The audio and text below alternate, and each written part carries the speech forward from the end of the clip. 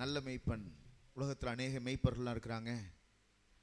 நீங்கள் பார்த்த கோடிக்கணக்கான மெய்ப்பர்களையே சிறந்த மெய்ப்பன் யாருன்னா, ஆண்டவரை போல ஒரு மெய்ப்பனை தேடி பார்த்தாலும் கண்டுபிடிக்க முடியாது. அப்படிப்பட்ட ஒரு நல்ல மெய்ப்பன். அந்த மெய்ப்பனுடைய அன்பையும் மெய்ப்பனுடைய நடத்துதலையும் பழைய ஏற்பாட்டில் வாழ்ந்த தேவ மனிதர்கள் அனுபவிச்சிருக்கிறாங்க. தாவீது தன் வாழ்க்கையில் கர்த்தர் எப்படிப்பட்டவர்னு யோசிச்சு பார்த்துருக்கேன். கடவுள் எப்படிப்பட்டவர்? எல்லாருக்குமே ஒரு கேள்வி இருக்கும் இல்லையா? இன்றைக்கி நிறைய பேர் கடவுள் யாருன்னு தேட ஆரம்பித்தாங்க, கடவுள் எப்படிப்பட்டவர் தேட ஆரம்பித்தாங்க. தேடி தேடி கடைசியாக கடவுள் இப்படிப்பட்டவர் தான் என்பதை தன் வாழ்க்கையில் கண்டுபிடிச்சாங்க. இவர் தான் கடவுள், இப்படிப்பட்டவர் தான் கடவுள் என்பதை கண்டுபிடிச்சாங்க. பிறகு அவருடைய செயல் எப்படிப்பட்டது, எப்படிப்பட்ட வல்லமையான காரியங்களை செய்கிறவர் என்பதை கண்டுபிடித்தாங்க. தீர்க்கதரிசிகள் எல்லாம் அப்படிதான் கண்டுபிடிச்சு கர்த்தர் இப்படிப்பட்டவர், கர்த்தர் இப்படிப்பட்ட காரியங்களை செய்கிறவர் என்பதை கண்டுபிடிச்சாங்க. தாவீது தன் வாழ்நாளில் கர்த்தரை எப்படி கண்டுபிடிச்சிருக்கிறார்னா, கர்த்தரை மெய்ப்பராய் கண்டுபிடித்திருக்கிறார். ஆமென். மெய்ப்பராய் அறிந்திருக்கிறார். எப்படிப்பட்ட மெய்ப்பனா அறிந்திருக்கிறார் அப்படின்னா, ஆடுகளை பட்னியா போடுற மெய்ப்பனா இல்ல, ஆடுகளை புல்லுள்ள இடங்களிலே மேய்க்கக்கூடிய மெய்ப்பனாய் அறிந்திருக்கிறார். அப்படின்னு அர்த்தம் என்னன்னா, அவருடைய மந்தையில் இருக்கக்கூடிய ஜனங்களை, அவருடைய கட்டுப்பாட்டில் இருக்கக்கூடிய ஜனங்களை, அவருடைய ஆளுமைக்குள்ள இருக்கக்கூடிய ஜனங்களை அவர் நடத்துகிறவராய் இருக்கிறார். இதுதான் அவர் கண்டுபிடிச்ச, தாவீது கண்டுபிடிச்ச அந்த சீக்ரெட். கர்த்தருடைய செயல், கர்த்தர் இப்படிப்பட்ட காரியங்களை செய்கிறார் என்பதை அவர் கண்டுபிடிக்கிறார். எங்கிருந்து இந்த பாடத்தை கண்டுபிடிச்சார்னு எனக்கு தெரியல. ஒருவேளை அவருக்கு அவங்க தாத்தா பாட்டம் போட்டெல்லாம் சொல்லி கொடுத்துருந்துருக்கலாம். இஸ்ரவேல் ஜனங்கள் 40 வருஷமாக வனாந்தரத்தில் நடத்தினார். 40 வருஷமாக அவங்களுக்கு பசி இல்லாமல் நடத்தினார், குறை இல்லாமல் நடத்தினார், வறுமை இல்லாமல் நடத்தினார் அப்படின்னு சொல்லி கொடுத்துருந்துருக்கலாம். எப்படியோ சொல்லி கொடுத்து அவர் அந்த அறிவு அடைஞ்சிருக்கலாம். அல்லது தன் வாழ்க்கையில் கூட கர்த்தரை தேடி, ஆண்டவரை தேடி, அவருடைய கஷ்ட நேரத்தில், தேவை நேரத்தில், நெருக்கடி நேரத்தில் கர்த்தரை ஜெபம் பண்ணி அவர் ஒரு மெய்ப்பனை போல நடத்துகிறத ஒரு வேளை அவர் என்ன செஞ்சிருக்கலாம், அறிந்திருக்கலாம். எப்படியோ அவர் என்ன சொல்றார் அப்படின்னா, அவர் தன்னுடைய எக்ஸ்பீரியன்ஸாக தான் சொல்றாரு. எப்படி சொல்றாருன்னா, கர்த்தர் என்னுடைய மெய்ப்பராய் இருக்கிறார். இன்னைக்கு என்ன செய்றாருன்னா, இன்னைக்கு அவர் என்னவா இருக்கிறார்னா, he is my shepherd, he leads me to the grass அப்படின்னு சொல்றாரு. எங்க அவர் நடத்துறாரு என்ன அப்படின்னா, நல்ல புல்லுள்ள இடத்துக்கு நேரம் என்ன செய்யறாரு வந்து நடத்திட்டு போறாரு. நல்ல ஆசீர்வாதம் உள்ள இடத்துக்கு நேரம் நடத்திட்டு போறாரு, செழிப்பான இடத்துக்கு நேரம் நடத்திட்டு போறாரு, வெற்றியான இடத்துக்கு நேரம் நடத்திட்டு போறாரு அப்படின்னு சொல்றாரு. உண்மையாவே தாவீதுனுடைய வாழ்க்கையை எடுத்து படிச்சு பாருங்க. அப்படிதான் இருந்துச்சா பாதெல்லாம்? பாதை எப்படி இருந்துச்சு? பாதையெல்லாம் மரண பள்ளத்தாக்கா இருந்துச்சு. போய் சேர்ந்த இடம் தான் புல்லுள்ள இடமா இருந்துச்சு. ஆமென். பாதையெல்லாம் மரண பள்ளத்தாக்கு தான்.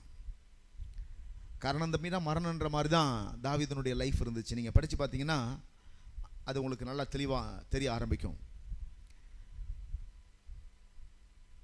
சவுல் ராஜா தாவீதை வந்து தன்னுடைய வீட்டுக்கு விருந்து சாப்பிட அழைக்கிறான். தாவீதை உட்காந்து சாப்பிட்ற நேரம் பார்த்து கையில் இருக்க ஈட்டி எடுத்து தாவீதை கொல்றதுக்கு விடுறான். எவ்வளோ டிஸ்டன்ஸ் இருந்திருக்கலாம்னா, ஒரு ராஜாவினுடைய டேபிள்னு சொல்லும்பொழுது கிட்டத்தட்ட ஒரு 50 அடி நீட்டுக்கு வச்சுக்கோமே. நம்முடைய டேபிள்லாம் சின்ன சின்னதாக இருக்கும். நம்ம டைனிங் டேபிள்லாம் ஒரு 4க்கு 3 தான் எல்லாம் வச்சுருப்பாங்க மேக்ஸிமம். கொஞ்சம் வசதினா கொஞ்சம் அதுக்கேற்ற மாதிரி கொஞ்சம் பெரிய டேபிள் வச்சுருப்பாங்க. ஒரு ராஜாவினுடைய டேபிள்னா ஒரு 50 அடி நீளம், ஒரு 100 அடி நீளமே வச்சுக்கிங்களேன். ஒரு 50 அடி நீளம் வச்சுக்குவோம். இங்கேருந்து இது ஒரு 40 அடி நீளம், இவ்வளோ பெரிய டேபிள் இருக்குன்னு வச்சுங்க. இதில் எல்லா விதமான உணவும் இருக்குது. ஏன் பெரிய டேபிளாக போகணுன்னா, அவருடைய மந்திரிமார்கள்லாம் உட்காந்து சாப்பிடுவாங்க, அந்த ராஜ குடும்பத்தை சார்ந்தவங்களாம் வந்து உட்காந்து சாப்பிடுவாங்க. அப்போ அந்த கூட்டத்தில் தான் தாவீது உட்காந்து சாப்பிட்றாரு, அழைக்கப்பட்டிருக்கிறார். சாப்பாடு எடுத்து வாயில் வைக்கிற நேரம் பார்த்து ஈட்டி எடுத்து ராஜா நினைச்சிறாரு, தாவீதை கொல்றதுக்கு விடுறாரு. இப்போ என்ன நடந்திருக்கும்? தாவீது விழுந்தடிச்சு ஓடிருப்பாரு. ஒவ்வொரு நிமிஷமும் தாவீதனுடைய லைஃப் எப்படி இருந்துச்சுன்னா, உசுர் ஊஞ்சலாடுதுன்னு சொல்லுவாங்க இல்லையா? அதே போல தான் லைஃப் என்ன செஞ்சிருக்குது, ஊஞ்சல் ஆடுற மாதிரி ஒரு அனுபவம் தான் அந்த தாவீதனுடைய வாழ்க்கை. எப்போ வேணாலும் என்ன வேணாலும் நடக்கலான்ற மாதிரி. யார் எதிராக இருப்பாங்க, யார் விரோதமாக இருப்பாங்க, யார் என்ன செய்வாங்க, அப்படிலாம் அந்த பாதையெல்லாம் அப்படி தான் இருந்துச்சு. நம்ம நினைக்கிறது போலாம் தாவீதனுடைய அந்த பாதை வந்து எப்படி இல்லைன்னு கேட்டால், அது வந்து ஒரு ரோஜாப்பூ விரிக்கப்பட்ட பாதையாக இல்லை. இன்னைக்கு நிறைய பேர் நினைக்கிறாங்கன்னா, பாதையை பார்த்தே சோர்ந்து போகிறாங்க. ஐயோ இந்த பாதை இவ்வளோ மோசமாக இருக்குதே, மரண இருளாக இருக்குதே, பள்ளத்தாக்கா இருக்குதே, இந்த இருட்டில் யார் எங்கே பதுங்கியிருக்கான்னு தெரிய மாட்டேங்குது, யார் எதிரி யார் நண்பனு தெரிய மாட்டேங்குது, யார் விரோதமாக இருக்கிறாங்க யார் நம்மோடு கூட இருக்கான்னு தெரிய மாட்டேங்குது, யார் சாதகமாக இருக்காங்க யார் பாதகமாக இருக்கான்னு தெரிய மாட்டேங்குது. அப்படிலாம் நம்மளை சுற்றி இருக்கிற அந்த காரியமெல்லாம் நமக்கு ஒரு பயத்தை உண்டாக்குற மாதிரி ஒரு சூழ்நிலையாக தான் தாவீது வாழ்க்கை இருந்துச்சு. ஏன்னா தாவீதினுடைய அந்த புல்லுள்ள இடம்னு சொல்கிறது அவர் எதை மெயின் பண்ணுறாரு நான் விசுவாசிக்கிறேன்னா, அவருக்கு கர்த்தர் வாக்குத்தத்தம் பண்ணின அந்த வாழ்க்கை, அதுதான் புல்லுள்ள இடமா நான் பார்க்குறேன். கர்த்தர் வாக்குத்தத்தம் பண்ணின அந்த வாழ்க்கை என்ன வாழ்க்கைன்னா, ராஜாவாக வாழ்கிற வாழ்க்கை. இஸ்ரவேல் சமஸ்த நாட்டுக்கும் ராஜாவாய் வாழ்கிற அந்த வாழ்க்கையை தான் கர்த்தர் வந்து தாவீதுக்கு வாக்கு பண்ணினார். அந்த இடத்தை தான் புல்லுள்ள இடம்னு நான் விசுவாசிக்கிறேன். அதுக்கு நேராக தான் தாவீது நினைச்சார் கர்த்தர் நடத்துகிறார். போகிற பார்த்தீங்கன்னா இவனுக்கு சம்மந்தமில்லாத சில பிரச்சனைகள் அவனை தேடி வருது, சம்மந்தமே இல்லாத பிரச்சனைகள். அந்த பிரச்சனையவே இவனுக்கு என்னவா மாறுதுனாக்க, இவனுக்கு அதெல்லாம் படியாவே மாறுது. வாழ்க்கையில் சில சமயத்தில் நீங்கள் நினைக்கலாம் பாருங்கள், என்னது தேவையில்லாத பிரச்சனைலாம் நான் வந்து மாட்டிக்கிறேங்க நினைப்பீங்கல்ல. தேவையில்லாத பிரச்சனைலாம் கிடையாது, அது உங்களுக்கு தேவையான பிரச்சனை தான் கர்த்தர் அனுமதிச்சிருக்கிறார். ஆமென். ஒரு நாள் சிங்கத்தை நீங்கள் பார்க்கலன்னா, ஒரு நாள் கரடியை பார்க்கலன்னா சிங்கத்தை பார்த்து பயந்துருப்பீங்க. சிங்கத்தை பார்க்கலன்னா கோலியாத்தை பார்த்து பயந்துருப்பீங்க. சிங்கத்தையும் கரடியும் பார்த்ததுனால கோலியாத்தை பார்த்து என்ன இல்லை உங்களுக்கு பயம் இல்லை. ஆண்டவர் ஏன் சிங்கத்தை அனுமதிச்சிங்க என் மந்தைக்குள்ள, ஏன் கரடியை என் மந்தைக்குள்ள அனுமதிச்சிங்கன்னு தாவீது புலம்பிகிட்டே இருந்திருப்பார்னா, கோலியாத்தை பார்த்தா பயந்துருவார் அவர். சிங்கத்தை பார்த்து பயம், கரடியை பார்த்தே பயம்னா, கோலியாத்தை பார்த்தா இந்த சிங்கம் கூட ஈவிரக்கம் உள்ளது, கோலியாத்து ஈவிரக்கமே இல்லாதவன். ஏன்னா அவன் வந்துட்டு சிங்கம் கூட குற்றுயிரா குலையிரா கூட விட்டுட்டு போயிடும். ஆனால் கோலியாத்து அப்படிலாம் விட மாட்டான், வெட்டி துண்டாக்கிட்டு தான் உட்காருவான். அப்படிப்பட்ட ஒரு எதிரி அவன். அப்போ ஏற்கனவே தாவீதுக்கு ஒரு எக்ஸ்பீரியன்ஸ் இருக்குது. அந்த எக்ஸ்பீரியன்ஸ் எப்படி வருதுன்னா, கர்த்தர் தான் அதை பழக்க வைக்கிறார். அவனுக்கு சம்மந்தம் இல்லாத பிரச்சனையை கொண்டு வந்து அவன்கிட்ட விடுறாரு ஆண்டவர். சில சமயத்தில் நம்முடைய பாதையில் பார்த்தீங்கன்னா தேவையில்லாத நபர்கள் எல்லாம் வந்து உள்ள நுழைஞ்சு நம்மளுக்கு டென்ஷன் பண்ணிட்டு இருப்பாங்க. நம்ம நினைப்போம் ஏதோ வந்து டென்ஷன் பண்ணுறாங்க அப்படின்னு நம்ம சோர்ந்து போவோம். சோர்ந்து நம்ம கூடாது. இந்த நேரத்தில் நம்ம லேர்ன் பண்ணணும், கற்றுக்கொள்ளணும். we have to learn from the all failures. எல்லா விதமான தோல்வியிலிருந்தும் பாடத்தை கற்றுக்கொள்ளணும், எல்லா விதமான வெற்றியிலிருந்தும் பாடத்தை கற்றுக்கொள்ளணும். ரெண்டுலேருந்தும் நம்ம லேர்ன் பண்ணிட்டே இருக்கணும், படிச்சுட்டே இருக்கணும். வெற்றியிலையும் படிக்கணும், தோல்வியிலையும் படிக்கணும். வெற்றி காரணம் என்னங்கிறத சிந்திக்கணும், எப்படி வெற்றி பெற்றவங்கிறத சிந்திச்சு அதை தொடர்ந்து செய்யணும், எப்படி தோல்வி அடைஞ்சங்கிறத கண்டுபிடிச்சி அதை சரி செஞ்சுக்கணும். ரெண்டு வேலையும் செஞ்சுக்கிட்டே இருக்கணும், அப்போதான் வெற்றி கிடைக்கும். நிறைய பேர் என்ன செய்யறாங்க, வெற்றி பெற்ற உடனே வெற்றி எப்படி நினைக்கிறாங்கன்னா அதிர்ஷ்டத்தின் அடிப்படையில் கிடைக்குதுன்னு நினைக்கிறாங்க. அதிர்ஷ்டத்தின் அடிப்படையில் யாருமே வாழல. வெற்றி தேவ திட்டத்தின் அடிப்படையில் கிடைக்கிறது. ஆண்டவரே நமக்கு அந்த எக்ஸ்பீரியன்ஸை கொடுக்குறாரு. சில ஃபெயிலியர், சில பிரச்சனைகள், சில தடைகள், சில போராட்டங்கள், சில அடிகள், சில பாடுகள், இதெல்லாம் வந்து பார்த்தீங்கன்னா நம்ம என்ன ஆகுதுன்னா, இது ஒரு மரண பள்ளத்தாக்கு போல தான் தெரியுது. ஆனால் இதெல்லாம் நம்மளை எங்கே கொண்டு போகுதுன்னு கேட்டால், ஒரு புல்லுள்ள இடம் வெற்றியுள்ள வாழ்க்கை, கர்த்தர் திட்டம் பண்ணி அந்த வாழ்க்கைக்கு நேராய் நம்மளை கொண்டு செல்கிறது. ஒரு சொப்பனம் கண்டது தப்பா? சொப்பனத்தை அண்ணமார்கிட்ட சொன்னது தப்பா? அண்ணமாரிலிருந்து ஒருத்தவங்க கூட அவன் கண்ட சொப்பனத்தை ஏற்றுக்கிறதா இல்லை, மதிக்கிறதா இல்லை, அவனை நேசிப்பதா இல்லை. சொப்பனம் கண்ட ஒரே காரணத்தினால யோசேப்பை பிடித்து அடியடி நடித்து அவனை ட்ரெஸ் எல்லாம் உரிந்துக்கிட்டு எங்கே கொண்டு போட்டாங்க? குழியில் போட்டாங்க. என்ன காரணம் சொல்லுங்க? சொப்பனம் கண்ட ஒரே காரணம். என்ன சொப்பனம்? தலைவராய் உயர்ந்திருப்பதாய் குறித்து ஒரு சொப்பனம் கண்டான். அவன் அரிக்கட்டு உயர்ந்திருந்தது என்று சொல்லி ஒரு சொப்பனம் கண்டான். 11 அண்ணமாரும் விழுந்து வணங்குவது போல ஒரு சொப்பனம் கண்டான். இவ்வளவுதான். அவனு நினைச்சதெல்லாம் பார்த்தீங்கன்னா, இப்போ யோசேப்பை நீங்கள் நினைச்சு பாருங்க, ஆண்டவரே நீங்கள் ஏன் அந்த சொப்பனத்தை கொடுத்தீங்க? எனக்கு கொடுக்காமலே இருந்திருக்கலாமே. நீங்கள் கொடுக்க போக நான் அதை விளையாட்டுத்தனமாக சொல்ல போக என்னுடைய கூட பிறந்த சகோதரனுக்கு எதிரியாக மாறுவான்னு கனவு கூட காணலையே. உண்டா இல்லையா? நீங்கள் சிந்திச்சு பாருங்களேன். நீங்கள் நினச்சிருப்பீங்களா? நீங்கள் யோசேப்பா இருந்தால் நினச்சிருப்பீங்களா? அண்ணன் தானே, நம்ம உயர்வை பார்த்து சந்தோஷப்படுவான் தானே நினைச்சோம். தம்பி தானே, என் ஒரு உயர்வை பார்த்து சந்தோஷப்படுவான் தானே நினைச்சோம். ஆனால் இப்படி ஒரு எதிரியாமல் இருப்பான்னு நான் கனவு கூட யோசிச்சு பார்த்தது இல்லையே. தாவீதை யோசேப்பு கேட்டால் அப்படிதான் சொல்லியிருப்பான். அண்ணே நீங்களாண்ணே என்ன அடிக்கிறீங்க? ஏன் நம்ம தம்பிண்ணே? இப்படிலாம் யோசேப்பு கெஞ்சிருப்பான். இப்போ இது என்ன மாதிரி எக்ஸ்பீரியன்ஸை வந்து யோசேப்பு கொடுத்ததுன்னு கேட்டா, அண்ணங்காரனே கை விட்டுட்டானா, உலகத்தில் எவன் கைவிட்டாலும் கவலையே வராது. கையை தட்டி நன்றி சொல்லலாமே. அண்ணங்காரனே கைவிடும் பொழுது அந்த எக்ஸ்பீரியன்ஸ் இருக்குல்ல, அந்த வலி இருக்குல்ல, இதுக்கப்புறம் எவன் அடித்தாலும் இந்த உடம்பு என்ன செய்யாது, வலிக்காது.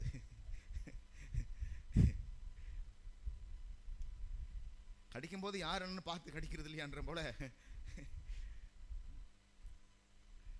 நான் ஒரு நாள் யோசிச்சேன் பாருங்க, சில பேர் எனக்கு வெளியில் உள்ள நபர்கள் எதிராக இருக்கும் போது தெரிஞ்ச பொழுது நான் யோசித்தேன், நம்ம சபை விசுவாசிகள் சில பேர் எதிராக இருக்கிறாங்க, இவங்கள பார்த்தேன். இவங்கள பார்க்கும்பொழுது அவங்களெல்லாம் மன்னிக்க தோணுச்சு எனக்கு. வெளியில் இருக்க ஆட்கள் என்ன செஞ்சது, எனக்கு எதிராக செயல்படுற ஆட்கள், சபைக்கு எதிராக செயல்படுற ஆட்கள், சபைக்கு எதிராக காரியங்களை செய்கிற ஆட்கள்லாம் பார்க்கும்பொழுது அவங்க மன்னிக்க தோணுச்சு எனக்கு. ஏன் மன்னிக்க தோணுச்சுன்னா, அட நம்ம கூட இருக்க சபை விசுவாசிகள் எப்படி இருக்கிறாங்கன்னு பட்சத்தில் அவங்கள நம்ம வந்து அவங்கள்ட்ட கோச்சிக்கிட்டு பிரயோஜனமே கிடையாதுன்னு அவங்கள்ட்ட பேச ஆரம்பித்தேன். பிறகு என்ன நடக்குதுன்னா, வீட்டில் இருக்க சொந்தக்காரங்களே நம்மளை புரிஞ்சுக்காத பொழுது விசுவாசிகள் எல்லாம் என்ன செய்ய ஆரம்பிச்சிட்டேன், நேசிக்க ஆரம்பிச்சிட்டேன். நல்ல எக்ஸ்பீரியன்ஸாக இருக்கா இல்லையா? இந்த எக்ஸ்பீரியன்ஸுக்கு நீ எத்தனை லட்சம் கொடுக்கணும்? நீங்கள் ₹1 செலவு இல்லாமல் நல்ல ஒரு எக்ஸ்பீரியன்ஸை கருத்து கொடுத்துருக்கிறார். எப்படி மக்களை மன்னிக்கிறது. வெளியில் உள்ளவன் போல பிரச்சனை பண்ணும்பொழுது, சபைக்குள்ள இருக்க ஆட்களை பிரச்சனை பண்ண பார்க்கும்பொழுது நம்மளை அறிந்தவங்களே பிரச்சனை பண்ணுறாங்க. அறியாத ஆட்கள் மேலே கோச்சிக்கிட்டு பிரயோஜனம், அவங்கள மன்னிச்சு விட்டுட்டேன். அப்புறம் சொந்தக்காரங்களே மன்னிக்காத போது, சொந்தக்காரங்களே பொறுத்து கொள்ளாத போது, நம்மளை புரிஞ்சு கொள்ளாத பொழுது, நமக்கு விரோதமாக செயல்படும் பொழுது சபையில் இருக்க விசுவாசிகள் என்ன பண்ணுவாங்க, மன்னிச்சு விட்டுறலாம் அப்படின்ற முடிவுக்கு நான் வந்துட்டேன்.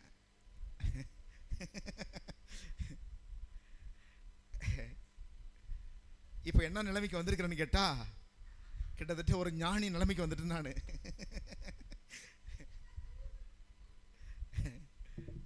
எதையும் பார்த்து கலங்காத, எதையும் பார்த்து பயப்படாத ஒரு இடத்துக்கு வந்துட்டேன். ஏன்னா இந்த அடியெல்லாம் பார்த்துட்டேன், இதோட பெரிய அடியெல்லாம் வரப்போறது கிடையவே.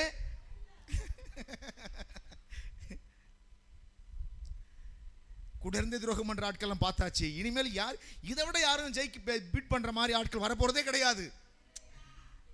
அப்படியே ஒரு ஆள் கிளம்புனா கூட சொல்லுவேன், எப்பா உன்னோட பெரிய எல்லாம் பார்த்துட்டு வந்துட்டப்பா நான், நீலாம் ஏமாத்துறோம்.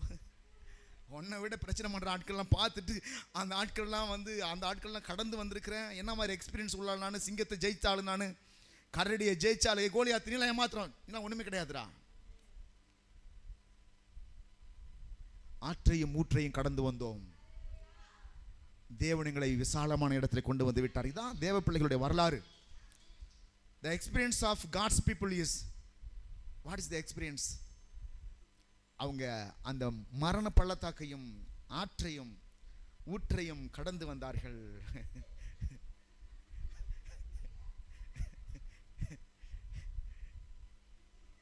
உங்களுக்கு மேட்டர் தெரிஞ்சதுனால சிரிச்சிட்டு இருக்கிறீங்க.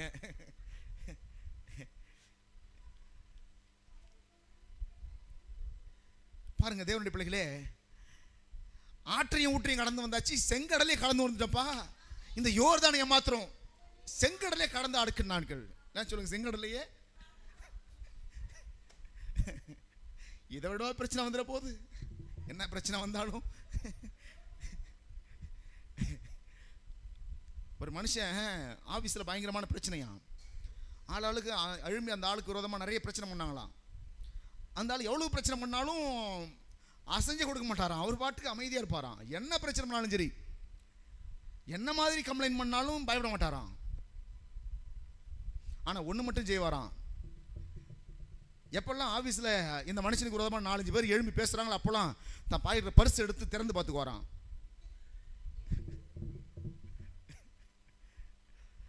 என்னத்தர அந்த ஆள் பாக்குறாருன்னு பார்த்தா பர்ஸ்ல மனைவியுடைய போட்டோ வச்சிருக்கிறாரு. இதை விட ஒரு பிரச்சனை வந்துட போகுது.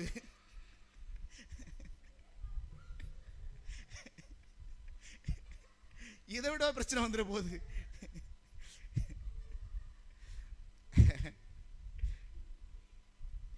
தாவீதுக்கு நல்ல ஒரு எக்ஸ்பீரியன்ஸ் பாருங்க. வாழ்க்கையில இப்படிப்பட்ட எக்ஸ்பீரியன்ஸ்லாம் நீங்க பணம் கொடுத்தா கூட கிடைக்காது. யோசேப்பை போன்ற எக்ஸ்பீரியன்ஸ்லாம் பணம் கொடுத்தா கூட கிடைக்காது. யோசேப்பு துரோகத்தை அனுபவித்தான். எப்படிப்பட்ட துரோகம்னா, கூட பிறந்த சகோதரர்களே யோசேப்பை பிடித்து அடித்து வஸ்திரத்தை உரிந்து அவனை குழியில போட்டு விற்று போட்ட ஈவு இரக்கமற்ற துரோகம் அது. அப்படிப்பட்ட துரோகத்தை அனுபவித்தவனுக்கு முன்னாடி இந்த போத்திபார் ஏமாத்திரம், போத்திபார் மனைவி ஏமாத்திரம், இவன் துரோகம் பண்ணா அதெல்லாம் பெரிய விஷயமே, வருத்தமே இல்லை எனக்கு. போத்திபார் வந்து என்னை மறந்துட்டு நான் இவ்வளோ தூரம் வீட்டுக்கு உண்மையாக இருந்து பாவம் செய்யாமல் அவனுக்கு சம்பாரித்து கொடுத்து வாய்ப்பு கிடைச்சிருந்தா அவன் மனைவியவே நான் ஏமாற்றிருக்கலாம், அவனையும் ஏமாற்றிருக்கலாம். அதெல்லாம் செய்யாமல் உண்மையாக வாழ்ந்து ஆனாலும் என்னை புரிஞ்சிக்காமல் போத்திபார் எனக்கு விரோதமாக துரோகம் பண்ணி என்னை கொண்டு போய் ஜெயிலில் போட்டால் கூட போத்திபார் மேலே எனக்கு கவலையே வரல, வருத்தமும் வரல. இப்படி பண்ணிட்டானேன்ற ஒரு மன கஷ்டமும் இல்லை. காரணம் என்ன? யோசிப்பு எப்படி மனரம்யமாக இருந்திருக்கான் பாருங்க, எப்படி இருந்திருக்கான் பாருங்க. அந்த மனரம்யத்துக்கு காரணம் என்ன நினைக்கிறீங்க? செங்கடலே கடந்து வந்துட்டோம். இந்த யோர்தான் ஏமாத்திரம். அல்லேலூயா. செங்கடலே ரெண்டா பொழந்து வந்த ஆட்கள் நாங்க. செங்கடலே ரெண்டா பொழந்து வந்த ஆட்கள். இந்த யோர்தான் ஏமாத்திரம். எப்பா நான் வந்துட்டு என் அண்ணங்காரனே என்ன புரிஞ்சுக்காம என்ன தூக்கி குப்பை குழியில் போட்டானோப்பா, நீ என்ன மறந்து போகிறதெல்லாம் பெரிய விஷயமே கிடையாது. நான் உனக்கு எவ்வளோ நன்மை செஞ்சேன். நான் நினச்சிருந்தா உன் மனைவி என்ற தவறு நடக்க நினைத்த பொழுது நான் ஏதாவது பண்ணி அங்கேயே வாழ்க்கையை என் குடும்பத்தில் நடத்திருக்கலாம் நான். ஆனால் அதெல்லாம் செய்யாமல் உனக்கு நன்மை தான் செஞ்சேன். நீ என்ன புரிஞ்சிக்கலன்னா வருத்தப்பட மாட்டேன். ஏன்னா என் அண்ணங்காரன் என்ன புரிஞ்சிக்கல. நான் அப்படிப்பட்ட ஆட்களையே பார்த்துட்டு வந்த ஆளுங்க. நான் எக்ஸ்பீரியன்ஸ் நல்லாவே இருக்குது யோசிப்புக்கு. அதனால தான் அவன் தைரியமாக இருக்கிறான். நல்ல ஒரு எக்ஸ்பீரியன்ஸ் வாழ்க்கையில் தேவை. மரண இருளின் பள்ளத்தாக்கெலாம் வரும்பொழுது என்னத்தை நீங்கள் பார்க்கலான்னா ஒரு விஷயம் தெரியும் பாருங்கள். உங்கள் பாதை வந்துட்டு ஒருவேளை அது நெருக்கடியும் பாடுகளும் உபத்திரமான கவலைப்படாதீங்க. ஏதோ ஒன்று நீங்கள் கற்றுக்கிறது தான் நடத்துகிறாரு. அதை ஏதோ ஒன்று நீங்கள் கற்றுக்கிறதுக்கு சொல்லி தரதுக்கு முயற்சி பண்ணுறாரு. உங்களை வந்து ஒரு பலவானாக மாற்றிக்கிட்டு இருக்கிறாரு. என்னவா மாத்திரா சொல்லுங்கள்? நீங்கள் வந்து ஒரு நோயாளியாக இருக்க கற்று விரும்பலை. யார் நோயாளியாக இருக்காங்கன்னா, காலையில் எழுந்த உடனே ஹைஜீனிக்கான வாட்டர், நல்ல சுடுதண்ணியில் குளியல், அழுக்குப்படாமல் இருக்கிற காலு, சேத்துல இறங்காமல் இருக்கிறாங்க பாருங்க, தண்ணியில் நனையாமல் இருக்காமல், அவங்களுக்கு தான் அடிக்கடி வியாதி வருதான்.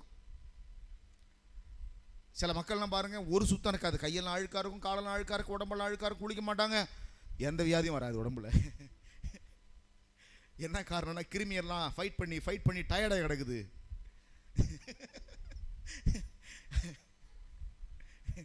கிருமிகள் பூரா டயர்ட் ஆயிடுச்சு. உடம்புல இருக்கிற வெள்ளை அணுக்கள் எல்லாம் நல்லா ஃபைட் பண்ணி எல்லா கிருமியும் கூடுற அளவுக்கு அவங்க உடம்புல நோய் எதிர்ப்பு சக்தி அதிகமாயிடுச்சு. விட்டு வெளில போகாம அப்படியே ஹைஜீனிக்காக வாழ்ந்துட்டு வெளில வராங்க பாருங்க. ஒரு நாள் லைட்டாக தூரல் போட்டால் போதும், தும்மிக்கிட்டோம் சளி பிடிச்சிக்கிட்டோம் அப்படியே உட்காந்துருப்பாங்க. அதனால தாவீதுனுடைய வாழ்க்கை அந்த நடந்து போகிற பாதை எப்படி இருந்துச்சுன்னா, it was full of darkness, full of problem. It is the valley of darkness, deathful darkness. மரணம் நிறைந்த ஒரு இருட்டா இருந்துச்சு பாதையெல்லாம். ஆனா கடைசி வரைக்கும் அப்படியே இல்லை. போய் சேர்ந்த இடம் இருக்கு பாரு, அது புல்லுள்ள இடமா இருந்துச்சு, அமர்ந்த தண்ணீர் அண்டையா இருந்துச்சு. கொஞ்ச நாள் வரைக்கும் தாவீது அவனுக்கு இவனுக்கு, அந்த ராஜாவுக்கு இந்த ராஜாவுக்கு, இந்த போர் வீரனுக்கு அந்த போர் வீரனுக்கு பயந்து ஓடினான். ஒரு நாள் அத்தனை பேரும் தாவீதை பார்த்து பயந்து ஓடினார்கள். ஹல்லேலூயா. அந்த இடத்துக்கு நீ போகிற வரையில ஒருவேளை உனக்கு பயமும் நெருக்கடியும் கவலையும் சோர்வும் இதெல்லாம் இருந்து கொண்டே இருக்கலாம். ஆனால் ஒரு நாள் கர்த்தர் கொடுப்பார். அந்த நாள் எந்த நாள் எழுதி வச்சுக்க. அந்த நாள் எந்த நாள்னா, உன் எதிரியையும் கர்த்தர் அழிக்க மாட்டார், எதிரியையும் வாழ வைப்பார், எதிரியை உயிரோடு கூட வைப்பார். நீங்கள் என்ன ஜெபம் பண்ணுறீங்க? எதிரியை பூரா அழிச்சிருங்க ஆண்டவர்னு ஜெபம் பண்ணுறீங்க. நான் சொல்கிறேன், எதிரியை பூரா வாழ வைப்பார் ஆண்டவர். சோறு போட்டு வாழ வைப்பார். ஏன் வாழ வைப்பார் தெரியுமா? என் பிள்ளை அழிக்க நினைச்சல, என் பிள்ளைய வாழ வச்சு காட்டுறேன் பாரு, அதை பார்த்து நீ சாவணும்னு வாழ வைப்பார். தாவீது சொல்றாரு, என் சத்துருக்கள் முன்பதாக எனக்கு ஒரு பந்தியை ஆயத்தப்படுத்தி இருக்கிறீர். ஒரு பாடல் இப்படியா அழகா எழுதியிருக்கிறாங்க, என் எதிரி பெருக பெருக என் பந்தி அளவும் பெருகி கொண்டே இருக்கும். முதல்ல தடுக்கையில, முதல்ல குண்டான், அப்புறம் தட்டு, அப்புறம் தடுக்கையில, அப்புறம் அரைவாழை, அப்புறம் தலைவாழை, அப்புறம் முழு இலை, அப்புறம் 10 இலையை வரிசையாக போட்டு அது ஃபுல்லாக சாப்பாடு. 100 எதிரி பெருகிட்டானா இன்னொரு 10 இலையை போடு, இன்னும் 100 எதிரி பெருகிட்டானா இன்னொரு 10 இலையை போடு. ஆக மொத்தம் இருக்க நாம் என்ன செஞ்சுட்டு இருப்போம்? எவ்வளவாய் எதிரிகள் பெருகிறார்களோ அவ்வளவாய் நாமும் பெருகி கொண்டே இருப்போம். எத்தனை பேர் விசுவாசிக்கிறீங்க? நம்முடைய ஸ்ட்ரென்த் கூடிக்கொண்டே இருக்கும், நம்முடைய பலன் கூடிக்கொண்டே இருக்கும், நம்முடைய விசுவாசம் கூடிக்கொண்டே இருக்கும். சரீரம் எதிராக எழும்ப ஆபிரகாமுடைய விசுவாசம் பலப்பட்டு கொண்டே இருந்துச்சு. இப்படி சொல்லலாமா? சரீரம் எதிராக மாற விசுவாசம் பலன் அடைஞ்சிக்கிட்டே இருந்துச்சு. ஆமென். சரீரம் சொல்லுது நீ குழந்தை பெற்றுள்ள தகுதி இல்லை. ஆபிரகாம் சொல்றார், இல்ல இல்ல, நாம் பலவீனனா இருக்கலாம், என் தேவன் பலமுள்ளவராய் இருக்கிறார். என் பலன் அவருக்கு தேவைப்பட போறது கிடையாது. அவர் பலத்தினால நான் ஒரு சேனைக்குள் பாய்வன், ஒரு மதிலை தாண்டுவேன். மணி 8 ஆயிடுச்சு, முடிச்சிடலாமா? இப்படி கர்த்தர் நல்லவர். எல்லாருமே அப்படி எழுந்திருக்கலாமா? எல்லாரும் எழுந்திருப்போம். ரொம்ப அருமையான விஷயம். எல்லாம் சொல்லலாம், அந்த வசனத்தை மட்டும் சொல்லுவோம். சங்கீதம் 23, கர்த்தர் என் மேய்ப்பராய் இருக்கிறார், நான் தாழ்ச்சி அடையேன், நான் குறைவுபட மாட்டேன். தாழ்ச்சி அடைன்னு அர்த்தம் என்னன்னாக்க, நான் குறைவுபட மாட்டேன். ஆமென். இருக்க இருக்க பெருகி கொண்டே இருப்பேன், இருக்க இருக்க வளர்ந்து கொண்டே இருப்பேன், இருக்க இருக்க ஆசீர்வாதமா மாறிக்கிட்டே இருப்பேன். எவ்வளவு புடுங்கினாலும், எவ்வளவு என்கிட்ட திருடினாலும் என்னுடைய சம்பத்து குறையாதபடி பாதுகாக்கிறவர் கர்த்தர். எத்தனை விசுவாசிக்கிறீங்க? ஆமென். எத்தனை கிணறை அவர்கள் தூர்த்து போட்டாலும் புது கிணறை தோண்டுவேன், தோன்ற கிணறெல்லாம் தண்ணீர் வரும். விசுவாசிக்கிறீங்களா இல்லையா? உங்களை நடத்துகிற கர்த்தர் உங்களோட கூட இருக்கிறாரு. ஆமென். எத்தனை கிணறு நீ அடைச்சுவாரு, நான் தோன்ற இடம் தண்ணி வரும், நீ தோன்ற இடம் தண்ணியே வராது. காரணம், கர்த்தர் என்னோடு கூட எனக்கு வாக்குப்பத்தம் பண்ணி இருக்கிறார். என்ன வாக்குத்தத்தம் பண்ணி இருக்க? விசுவாசிகள் எல்லாருமே சொல்லுங்க, வாயை திறந்து சொல்லுங்க. கர்த்தர் என் மேய்ப்பராய் இருக்கிறார், நான் தாழ்ச்சி அடையேன், அவர் என்னை புல்லுள்ள இடங்களில் மேய்த்து அமர்ந்த தண்ணீர்கள் அண்டையில் என்னை கொண்டு போய் விடுகிறார். ஆமென். அவர் என் ஆத்துமாவை தேற்றி, எதை தேற்றுறாரு சொல்லுங்க? எதை தேற்றுறாரு? அப்படின்னு அர்த்தம், என் ஆத்துமாவில் தான் கவலையும் பயமும் விரக்தியும் சோர்வு வந்துச்சுல, இப்போ ஆத்துமாவை தேத்துறாரு. எப்படி தேத்துறாரு? உங்களுக்கு எப்படி உங்கள் சரீரத்தை எப்படி தேத்துவீங்க? நீங்கள் ஹாஸ்டலில் படிச்சுட்டு பிள்ளை வருது, எப்படி வருது? மெலிஞ்சு வருது. உங்கள் சொந்தக்காரங்க சொல்லுவாங்க, பிள்ளை மெலிஞ்சு வந்திருக்கிறான், எதையாவது கறி மீன் ஆக்கி போட்டு பிள்ளையை தேத்துற வேலையை பாரு, சொல்கிறாங்களா இல்லையா? இப்போ உங்கள் ஆத்மா எப்படி தேத்துறது? சகல நன்மைகளையும் உங்களுக்கு நிறைவாய் கொடுத்து, ஆசீர்வாதங்களை நிறைவாய் கொடுத்து, வாக்கு தத்தங்களை நிறைவாய் கொடுத்து, விசுவாசத்தை நிறைவாய் கொடுத்து, ஆத்துமாவை தேற்றி, ஆமேன், என்ன சொல்லுங்க, ஆத்துமாவை தேற்றி தமது நாமத்து நிமித்தம் என் நீதியின் பாதைகளில் நடத்துகிறார். கர்த்தர் நம்மை ஆசீர்வதிப்பார்களா? எழுந்திருக்கலாமா? எல்லாரும் எழுந்திருப்போம். கர்த்தரை ஸ்தோத்திரம் பண்ணுவோம். நன்றி சொல்லுவோம் ஆண்டவருக்கு. ஹல்லேலூயா.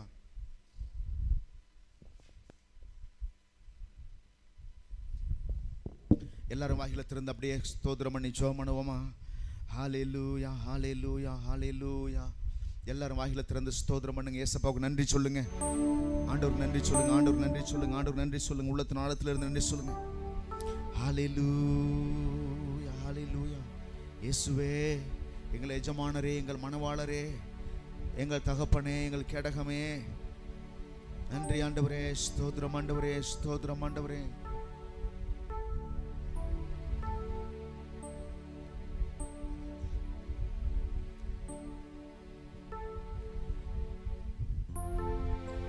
வல்ல செயல்கள் நினைத்து நினைத்து உள்ளாமே பொங்குதையா.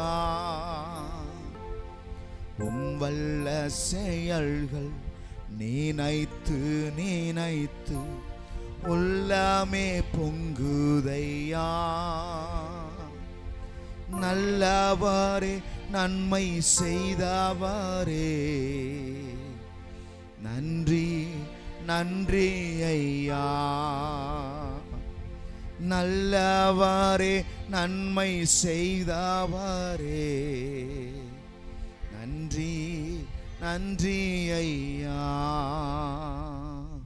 நல்லவரே, வல்லவரே, ஆராதனை ஆராதனை. நல்லவரே, வல்லவரே, ஆராதனை.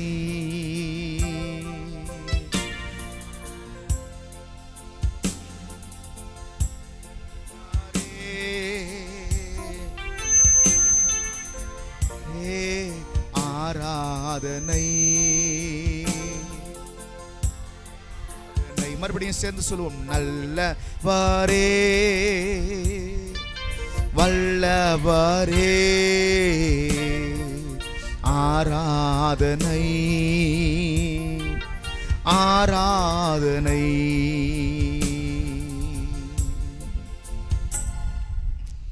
அதிகமாக நேசிக்கிற நல்ல பிதாவே, இந்த ஆசீர்வாதமான இந்த மாலை நேரத்துக்கு நன்றி சொல்கிறோம்.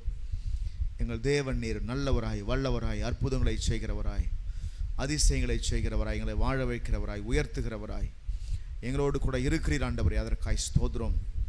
எங்களை பலப்படுத்துகிற கிறிஸ்துவினால் எல்லாவற்றையும் செய்ய எங்களுக்கு பலன் உண்டு என்று சொல்லி பார்க்கிறோம். எங்கள் பலப்படுத்துகிற எங்கள் தேவனாகிய கர்த்தர் எங்களோடு கூட இருந்து செய்கிற மகிமையான காரியங்களுக்காய் ஸ்தோத்திரம், அற்புதமான காரியங்களுக்காய் ஸ்தோத்திரம். உம்முடைய அன்பிற்காய் ஸ்தோத்திரம் ஆண்டவரே. ஸ்தோத்திரம் கர்த்தாவே, ஸ்தோத்திரம். கேட்ட வசனத்தின்படியாக எங்கள் ஒவ்வொருவரையும் ஆசீர்வதிப்பீராக. எங்கள் குடும்பங்களை ஆசீர்வதிப்பீராக, பிள்ளைகளை ஆசீர்வதிப்பீராக. இயேசுவின் நாமத்தில் ஜெபிக்கிறோம் எங்கள் ஜீவனுள்ள நல்ல பிதாவே. ஆமேன், ஆமேன், ஆமேன். எல்லாம் சேர்ந்து சொல்லணும். ஆத்துமாவே கர்த்தரை ஸ்தோத்ரி, என் முழுமே பரிசுத்த நாமத்தை ஸ்தோத்ரி. என் ஆத்துமாவே கர்த்தரை ஸ்தோத்ரி, கர்த்தர் செய்த சகல உபகாரங்களையும் மறவாதே. கர்த்தர் இயேசு கிறிஸ்துவினுடைய கிருபையும் பிதாவாகிய தேவனுடைய அன்பும் பரிசுத்த ஆவியானுடைய நடத்துதலும் ஆலோசனையும் ஆசீர்வாதமும் நம் அனைவரோடும் சகல தேவ ஜனங்களோடும் கூட இருப்பதாக. ஆமென். அல்லேலூயா சொல்லலாமா? அல்லேலூயா.